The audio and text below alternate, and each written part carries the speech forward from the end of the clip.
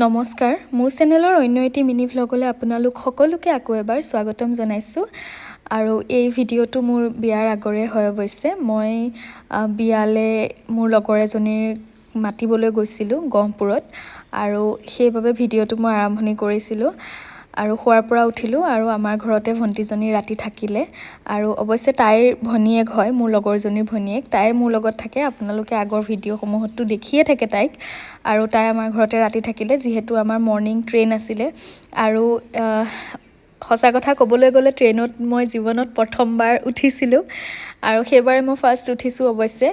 আৰু সেইবাবে ভিডিঅ'টো কৰি থলোঁ আৰু স্মৃতি হিচাপে বোলো সাঁচি ৰাখিম যিহেতু তাই বিয়া হোৱাৰ 5-6 বছৰ হৈ গ'ল কিন্তু মই আজিলৈকে তাইৰ ঘৰত যাব পৰা নাই তাইক বিয়া দিছিলে অৱশ্যে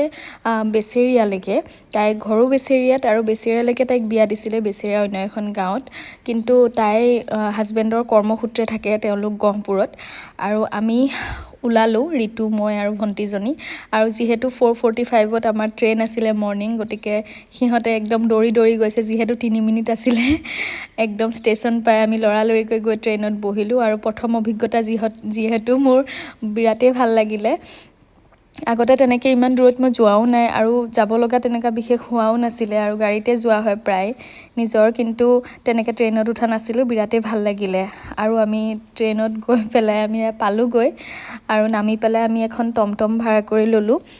যিহেতু ষ্টেচনৰ পৰা তেওঁলোকৰ ঘৰলৈ অকণমান যাব লাগে লগৰজনীৰ ঘৰলৈ গতিকে আমি টমটম ল'লোঁ আৰু তিনিওটা ৰাওনা হ'লোঁ তাইৰ ঘৰলৈ বুলি আৰু বিৰাটেই ভাল লাগিছে আৰু তাইৰো বিৰাট ভাল লাগিছে আৰু তাই মোক কৈছিলে যে তই যদি বিয়ালৈ মাতিবলৈ নাহ তেতিয়াহ'লে মই নাযাওঁ আচলতে তাইতো এনেই কৈছিলে বাৰু যিহেতু মোৰ যোৱা নহয়েই আৰু গৈ সিহঁতৰ ৰুম পালোঁগৈ যিহেতু তেওঁলোক